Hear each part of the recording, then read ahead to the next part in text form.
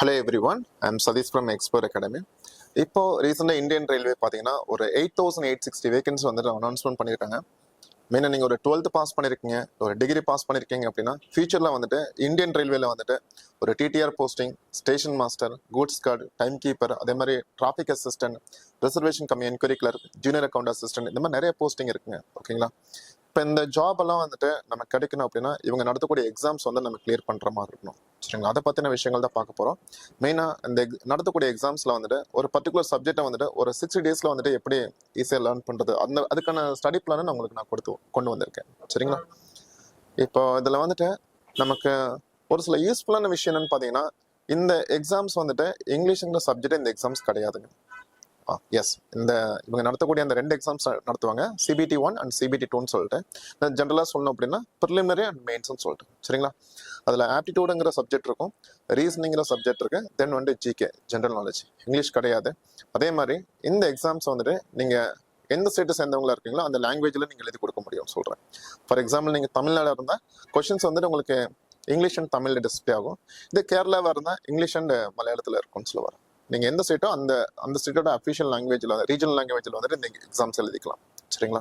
இன்னும் ரொம்ப ரொம்ப முக்கியமான விஷயம் நான் மென்ஷன் பண்ண TTR posting, station master, goods guard, அந்த எல்லா போஸ்டிங்குமே பார்த்தீங்கன்னா எந்த ஒரு போஸ்டிங்கும் வந்து நீங்கள் இன்டர்வியூ அட்டன் பண்ண வேணாம். ஏன்னா இது எல்லாமே வந்துட்டு ஒரு நான் என்ட்ரி போஸ்டிங். சரிங்களா? நீங்கள் அந்த மெயின் எக்ஸாம் CBT 2ன்னு சொல்கிறாங்க இல்லைங்களா, அந்த எக்ஸாம்ஸ் மட்டும் கிளியர் பண்ணால் போதும்.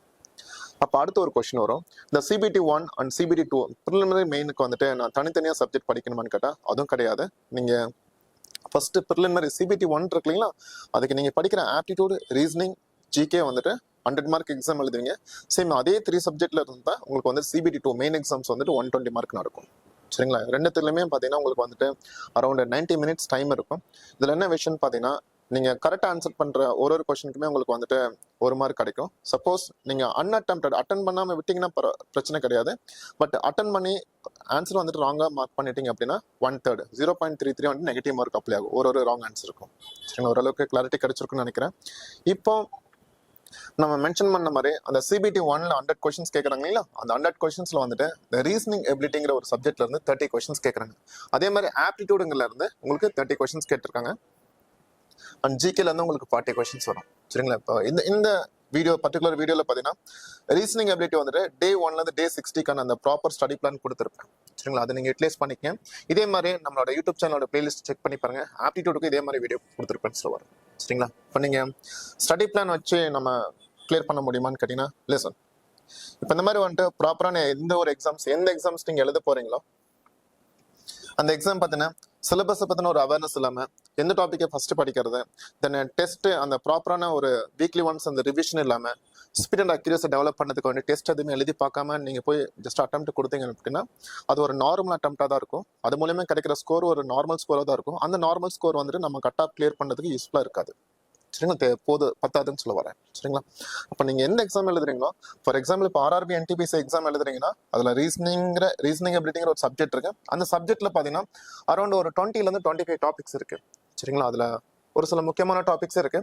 இப்போ நான் என்ன பண்ணிருக்கேன்னா, நம்ம எக்ஸாம்னு வரும்போது அவங்க வந்துட்டு எந்த டாபிக்ல இருந்தாலும் கொஸ்டின்ஸ் கேட்கலாம். நம்ம அதை பர்டிகுலராக வந்துட்டு இந்த டாபிக்ல தான் கொஸ்டின்ஸ் கேட்பேன் நம்மளால அஷ்யூம் பண்ண முடியாது. சரிங்களா? அதனால என்ன பண்ணிருக்கேன்னா, டே 1ல இருந்து டே 60 வரைக்கும் பார்த்தீங்கன்னா அந்த ஒரு 25 to 30 டாபிக்ஸ் வந்துட்டு நான் டே 1 வந்துட்டு ஒரு டாபிக் நீங்கள் லேர்ன் பண்ணுறீங்கன்னா அதோட கான்செப்ட் லேர்ன் பண்ணுவீங்க. அதுக்கப்புறம் அதில் என்னென்ன முக்கியமான டைப்ஸ் இருக்கோ அதெல்லாமே லேர்ன் பண்ணி முடிச்சதுக்கப்புறம் ஒன்ஸ் ஒரு ப்ராப்பரான ஒரு ரிவிஷன் முடிச்சதுக்கப்புறம் டே 2 பார்த்தீங்கன்னா ப்ரீவியஸ் இயர் கொஸ்டின்ஸ் லாஸ்ட் இயர்ல இதுக்கு முன்னாடி நடந்த RRB NTPCல வந்துட்டு வேரியஸ் ஸ்டெப்ல வந்து அந்த கொஸ்டின்ஸ்ல எக்ஸாம் நடத்திருப்பாங்க. அந்த ப்ரீவியஸ் இயர் கொஸ்டின்ஸ் எல்லாமே சால்வ் பண்ணி பார்க்கறது. ஏன்னா அந்த கொஸ்டின்ஸ்க்கு எல்லாமே நம்ம கரெக்டாக ஆன்சர் கிடைக்குதுன்னா தான் நம்ம கான்செப்டை வந்து ப்ராப்பராக லேர்ன் பண்ணியிருக்கோம். ஜஸ்ட் மெமரைஸ் பண்ணாமல் அனலைஸ் பண்ணி அண்டர்ஸ்டாண்ட் பண்ணி நம்ம லேர்ன் பண்ணியிருக்கோங்கிற ஒரு கிளாரிட்டிக்கு நம்ம வர முடியும். இப்படி நமக்கு நாலேஜ் கிடைக்கும் போது ரெகுலராக இது மூலயமா வந்துட்டு நீங்கள் டெஸ்ட் எழுதி பழக உங்களுக்கு கேர்லெஸ் மிஸ்டேக் வரும். பட் அதெல்லாம் ஸ்டேஜ் பை ஸ்டேஜ் வந்துட்டு நீங்கள் ப்ராக்டிஸில் வந்துட்டு கொஞ்சம் கொஞ்சமாக ரெக்டிஃபை ஆகிட்டு உங்களோட ஸ்பீட் அண்ட் அக்யூரசி ரெண்டுமே வந்துட்டு ப்ராப்பராக டெவலப் ஆகும். இந்த ஸ்பீட் அண்ட் அக்யூரஸியை வச்சு தான் அந்த 90 மினிட்ஸ்க்குள்ளே வந்துட்டு நம்ம கட் ஆஃப்க்கு தேவையான அந்த என்ன சொல்கிறது அந்த மார்க்கை வந்துட்டு நம்ம செக்யூர் பண்ண முடியும். சரிங்களா? இப்போ நான் இதெல்லாமே வந்துட்டு அந்த சிலபஸ்லேருந்து நான் பிக் பண்ணிவிட்டு நான் என்ன ஆர்டரில் வச்சுருக்கேன்னா இப்போ ஒரு 30 டாபிக்ஸ் இருக்கு அப்படின்னா 30 டாபிக்ஸ்ல வந்துட்டு நான் ஒரு பிகினரா இருக்கேன், எனக்கு இதை பத்தின ஐடியாவே இல்லைன்னா ரேண்டமா நானே ஒரு டாபிக் எடுத்து பார்ப்பேன்.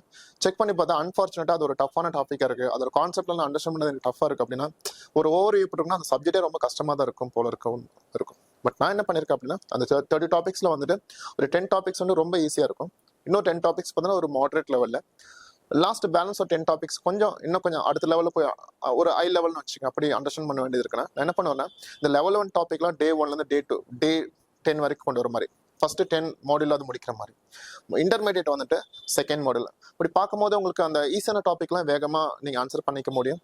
தென் அது உங்களுக்கு ஒரு நல்ல ஒரு கான்ஃபிடன்ஸை கொடுக்கும். சரி, நம்மளால ஒரு விஷயத்த வந்துட்டு படிக்கிறோம், அதை அண்டர்ஸ்டாண்ட் பண்ணிக்க முடியுது, சரி இந்த ப்ரிப்பரேஷன் அடுத்த லெவலுக்கு கொண்டு போகணும்னு சொல்லிட்டு கன்சிஸ்டன்டாக நீங்கள் ப்ரிப்பேர் பண்ணுவீங்க.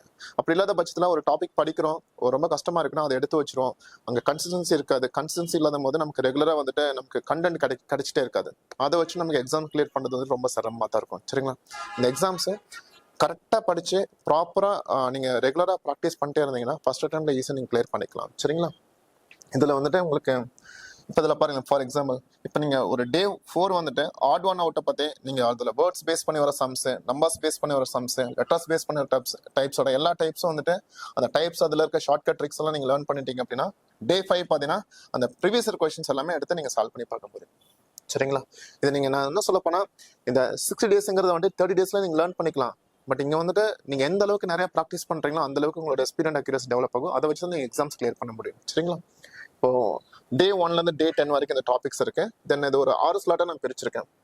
உங்களுக்கு எல்லா டாபிக்குமே இருக்கு, coding and decoding, direction, then blood relation, ranking test, syllogism. Then இதில் பார்க்கும்போது இந்த சீட்டிங் அரேஞ்ச்மெண்ட், பசில் மட்டும் நீங்கள் லாஸ்ட் ப்ரியாரிட்டி வச்சுக்கோங்க. ஏன்னா இதை வந்து இந்த டாபிக் இருக்குல்ல டே 21லேருந்து அந்த 28 வரைக்கும் இருக்கக்கூடிய 30 வரைக்கும் வச்சுக்கலாம். இந்த டே 21 30 பார்த்தீங்கன்னா அதிகமாக வந்துட்டு பேங்க் எக்ஸாம்ஸ் கேட்பாங்க. அப்போ எதுக்கு சரி இது உள்ள கொண்டு வந்தீங்க அப்படின்னு பார்த்தீங்கன்னா நீங்கள் நல்லா கவனிச்சிங்கன்னா மோஸ்ட்லி பேங்கிங், ரயில்வே, எஸ்எஸ்சி எக்ஸாமோட சிலபஸ் பார்த்தீங்கன்னா சேம் தான். ஆல்மோஸ்ட் ஒரு 70 to 80% சேமாக இருக்கும். நீங்கள் ஒருவேளை டிகிரி பாஸ் பண்ணியிருக்கீங்கன்னா ஆர்ஆர்பி என்டிபிஎஸ் எழுத முடியும். இதுக்கப்புறம் ஒரு எஸ்எஸ்சி எக்ஸாம் எழுதலாம், பேங்க் எக்ஸாம்ஸ் உங்களால் எழுதுறதுக்கான வாய்ப்பு இருக்கு. இப்போ அந்த டைமில் வந்து தனித்தனியாக போய் படிச்சுட்டு இருக்கணும். ஒரு டைம் படிக்கும் போது நீங்கள் இதை வைக்கும் போது நீங்கள் லாஸ்ட் ப்ரியாரிட்டி வச்சுக்கோங்க. சரிங்களா, தென் உங்களுக்கு டேட்டா சஃபிஷியன்ஸ்ல இருந்து then logical sequence of words, input output எல்லாமே உங்களுக்கு இதெல்லாமே வந்துட்டு ப்ராப்பராக வந்துட்டு ஒருவேளை நீங்கள் ஆல்ரெடி நீங்கள் எக்ஸாம்ஸ் இதுக்கு முன்னாடி அட்டெம்ப்ட் கொடுத்துருக்கீங்கன்னா ஒரு செல்ஃப் ஸ்டடி ப்ரிப்பரேஷன்ல இருந்தீங்க அப்படின்னு இதை பற்றின ஒரு அவேர்னஸ் இருக்கும். இல்லை சார் நான் கொஞ்சம் பிகினராக இருக்கேன், இந்த டாபிக் எல்லாமே எனக்கு ஆர்டர் ஓகே, பட் இந்த டாப்பிக்கில் வந்துட்டு நான் கற்றுக்கணும், ஒரு இண்டிவிஜுவலாக நான் ஓனாக செல்ஃபாக நான் கற்றுக்கும் போது எனக்கு டைம் எடுக்கும், பட் யாராச்சும் எனக்கு சொல்லி தருவாங்கன்னு கேட்டிங்கன்னா listen. Okay, to be honest with you, நம்ம எக்ஸ்ப்ளோர் அகாடமியில் இருக்கக்கூடிய எல்லா கிளாஸஸுமே வந்துட்டு உங்களுக்கு அந்த ரிசல்ட் ஓரியன்டாக தான் எடுத்திருப்போம். நீங்கள் எந்த ஒரு டாபிக் எடுத்தாலுமே அதில் கான்செப்ட் எக்ஸ்பிளைன் பண்ணி பேசிக்லேருந்து அட்வான்ஸ் லெவல் வரைக்கும் கொண்டு போய் வந்து முடிச்சிருப்போம். அதே மாதிரி நிறைய ப்ரீவியஸ் கொஸ்டின்ஸ் உங்களுக்கு சால்வ் பண்ணி கொடுத்துருப்போம். சரிங்களா, இதில் வந்துட்டு ஆல்மோஸ்ட் பார்த்தீங்கன்னா என்னோட கிளாஸஸே வந்துட்டு நீங்கள் என்டிபிசிக்கு மட்டும் கிடையாது, எஸ்எஸ்சிக்கு பேங்கிங் தேவையான உங்களுக்கு ஆப்டிடியூடாக இருக்கட்டும், தென் வந்துட்டு டேட்டா இன்டர்பிரேஷன், தென் அட்வான்ஸ் மேக்ஸ், ரீசனிங் எபிலிட்டி எல்லா சப்ஜெக்ட்டுமே இதில் நாங்கள் ஜஸ்ட் ஒரு அதை சொன்ன மாதிரி அந்த டாப்பிக்கோட அந்த பேசிக்ல இருந்து அட்வான்ஸ் லெவல் வரைக்கும் முடிச்சிருப்போம். சரிங்களா, இந்த ஆர்ஆர்பி என்டிபிஎஸ்சிக்கு வந்துட்டு நீங்க இந்த எக்ஸ்ப்ளோர் அகாடமி வந்துட்டு பிளே ஸ்டோர்ல இருந்து நீங்க ஃப்ரீயா டவுன்லோட் பண்ணிக்கலாம். ஒன்ஸ் டவுன்லோட் பண்ணி உள்ள போனதுக்கு அப்புறம் இந்த பெய்டு கோர்சஸ்ல வந்துட்டு என்னோட இந்த ஆப்டிடியூட் மாஸ்டர் கோர்ஸ் பை எஸ்கேன் இருக்கேன்.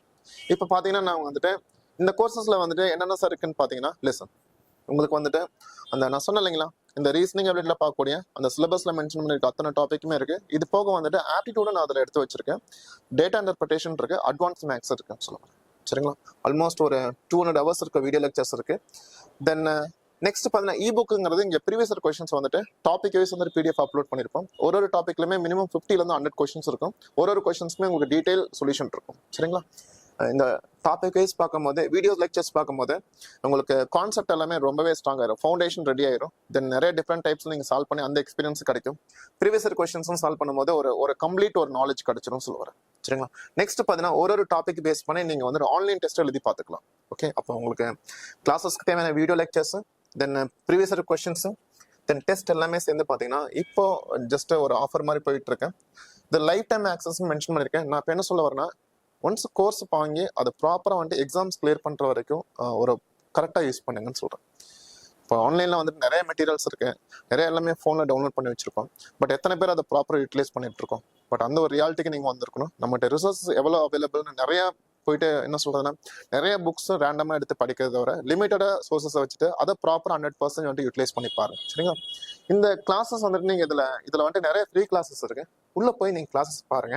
என்னோட வே ஆஃப் டீச்சிங் உங்களுக்கு கான்செப்ட் ப்ரொவைட் பண்ற விதமா இருக்கட்டும், டவுட்ஸ் கிளாரிஃபிகேஷன் எல்லாமே உங்களுக்கு ரொம்பவே சாட்டிஸ்ஃபைடா இருந்துச்சு அப்படின்னா இந்த கோர்ஸ் வந்துட்டு நீங்க ஆன்லைன்ல அதில் பேமெண்ட் பண்ணிக்கலாம். எல்லாமே உங்களுக்கு அன்லிமிட்டட் ஆக்சஸ் தான். சரிங்களா? நெக்ஸ்ட் இதே மாதிரி வந்துட்டு என்னோட நெக்ஸ்ட் வீடியோஸ்ல வந்துட்டு உங்களுக்கு இதே ஆர்ஆர்பி என்டிபிஎஸ்சிக்கான general knowledge and current affairs base பண்ணி ஒரு 6 days பிளான்ல வந்துட்டு நம்ம மீட் பண்ணலாம். ஓகே, இந்த வீடியோ பிடிச்சிருந்துச்சுன்னா மறக்காம உங்க ஃப்ரெண்ட்ஸ் சர்க்கிளில் நீங்க ஷேர் பண்ணுங்க. Thank you so much.